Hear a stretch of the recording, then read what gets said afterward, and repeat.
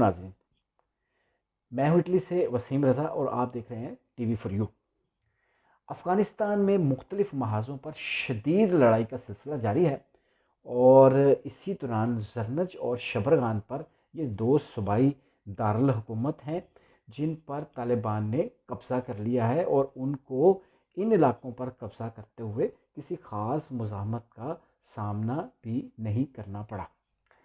जवज़ान सूबा और ज़रनज, जैसे मैंने कहा कि यहाँ पे नमरोज़ का जो दारुल हुकूमत है, वहाँ पे कशीदगी बहुत ज़्यादा थी। तालिबान जब उस एरिया में दाखिल हुए तो उनको किसी शदीद मुज़ाहमत का इसलिए भी सामना नहीं करना पड़ा क्योंकि दीगर महाज़ों के ऊपर भी तालिबान जो है वो मुज़ाहमत कर रहे थे फ़ज़ाई बमबारी के ख़िलाफ़। लेकिन वहाँ पर उनकी अचानक मौजूदगी जो है सरमन में, वो एक बड़ा सरप्राइज़ था जिसकी वजह से उन्हें किसी ख़ास मुज़ाहमत का सामना नहीं करना पड़ा क्योंकि वहाँ पर हुकूमत जो है उसका कंट्रोल या इंतज़ामात नहीं थे। पहले हम जवज़ान की बात करते हैं। जनरल दोस्तम जो हैं, रशीद दोस्तम, वो चले गए थे तुर्की में। अच्छा, 2001 में ये एक सख्तगीर कमांडर थे, बाद में इनको मार्शल भी कहा गया। एक सख्तगीर और तालिबान के ख़िलाफ़ एक कमांडर थे और इनके बारे में ये भी कहा जाता है कि 2001 में जब इत्तेहादी फ़ौजें यहाँ आई हैं और रशीद दोस्तम ने अपना किरदार तालिबान के ख़िलाफ़ अदा किया, तो टैंकरों में भर के उनको ये कहा गया कि आपको सेफ़ रास्ता देते हैं, आप निकलें। जब उनको निकाला गया तो उनके ऊपर फायरिंग की गई, उनके ऊपर बम बरसाए गए और उनको उन टैंकरों के अंदर ही मार दिया गया और जो बच गए उनको ज़िंदा दफन कर दिया गया। इस तरह की शख्सियत है रशीद दोस्तम की।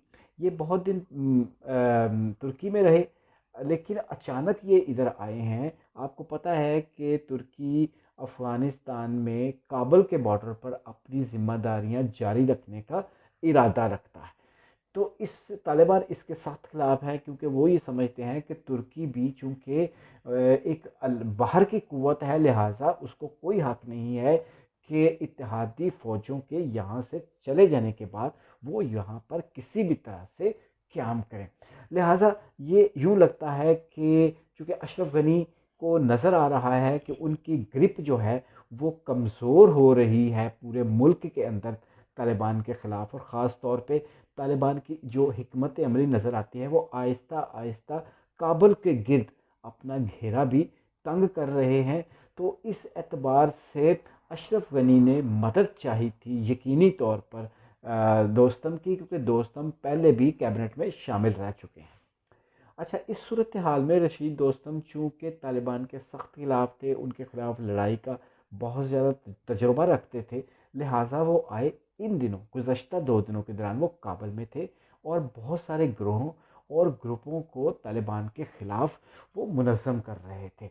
इसी दौरान जावज़ान में जो उनका महल है, तालिबान उसमें दाखिल हो गए। ये बिल्कुल एक सरप्राइज़ अटैक था उनका, क्योंकि अगर आप इससे हट के 1 मिनट के लिए ये सूरत हाल देखें कि कौन से महाज़ इस वक्त बहुत ज़्यादा गर्म हैं, तो उसमें लश्करगाह है, हेलमंद है, हेरात है, कंधार है। वहाँ पे शदीद लड़ाई भी हो रही है और वहाँ पे शदीद बमबारी भी हो रही है अमरीकी तैयारों और अफ़गान तैयारों की मुश्तरका कार्रवाइयों की वजह से।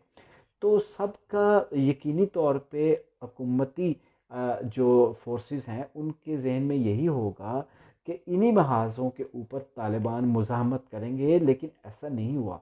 वो सरप्राइज़ली जर्मन में भी गए और जवज़ान में भी गए और वहाँ जाके उन्होंने जो रशीद दोस्तम का महलनुमा घर था उस पर कब्ज़ा कर लिया। इत्तलात तो ये भी हैं कि उसके बेटे यार मोहम्मद को भी उन्होंने अगवा कर लिया है और वो ज़ख्मी हैं।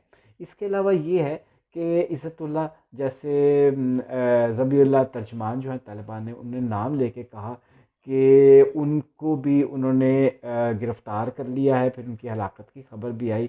उसमें मिराज हैं एक, और एक उनमें और कमांडर का नाम लिया जा रहा है कि गफ़ार और मिराज इज़्ज़तुल्लाह, ये 3 बहुत बड़े एलाइड थे, करीबी दोस्त थे। रशीद दोस्तम के। लिहाजा इस सूरत हाल में ना सिर्फ उनके मकान को तबाह कर दिया गया, डिमोलिश कर दिया गया, रशीद दोस्तम के बेटे यार मोहम्मद को अगवा कर लिया गया, बल्कि उनके इन करीबी साथियों को, इन कमांडरों को भी हलाक कर दिया गया। तो ये वाज़े तौर पे एक पैगाम था रशीद दोस्तम को कि तालिबान 2000 पहले की तरह मुज़ाहमत नहीं कर रहे हैं, बल्कि बल्कि वो आगे बढ़कर अटैक करने का भी इरादा रखते हैं। और फिर इससे रशीद दोस्तम को यकीनी तौर पे इस बात का भी अंदाज़ा हो गया होगा कि तालिबान की क़ुव्वत जो है वो उसका लेवल, उसकी सलाहियत क्या है।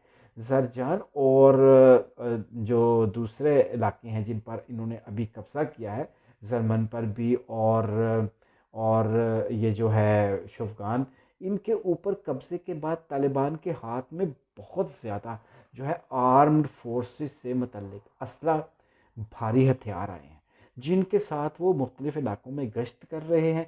चूँकि ये पहले 2 सूबाई दारुल हुकूमत हैं जो बाकायदा तौर पे उन्होंने जिनके ऊपर कब्ज़ा किया। पहले शहर थे, राहदारियाँ थी, सरहदी इलाके थे जो उनके कब्ज़े में थे, लेकिन अब बाकायदा तौर पे दारुल हुकूमतों पे कब्ज़ा करने से उन्होंने ये मैसेज दिया है कि वो कितने ताकतवर और कितने बासलाहियत हो चुके हैं काबुल को घेरने के हवाले से। उनके पास अब असला भी है, उनकी नफरी भी बढ़ रही है, क्योंकि जो बेबसी और बददिली अफ़गान फोर्सेस के अंदर, सिक्योरिटी फोर्सेस के अंदर मौजूद थी, और उसके नतीजे में बहुत सारे लोग तालिबान के साथ मिल भी रहे हैं, तो इसका भी फ़ायदा हुआ है। अफरादी क़ुव्वत बढ़ी है तालिबान की, और उनकी असले की क़ुव्वत भी बढ़ी है।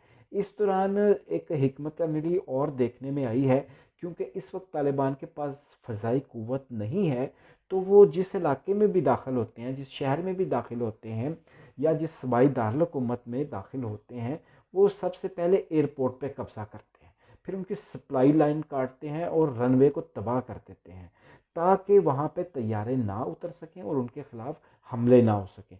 ये जो 2 अपडेट्स थी अब तक की, ताज़ा तरीन इत्तलात यही थी। जो भी सूरत हाल होगी, चूँकि बार बार फ़ज़ाई हमले हो रहे हैं और इस तरह की खबरें भी हैं कि तालिबान जो हैं वो अफ़गान पायलट्स को अगवा कर रहे हैं, उनको मार रहे हैं, या फिर उनको कन्विंस कर रहे हैं कि वो तैयारों को उड़ाएं, लेकिन अपनी हुकूमत के ख़िलाफ़ ही उड़ाएं।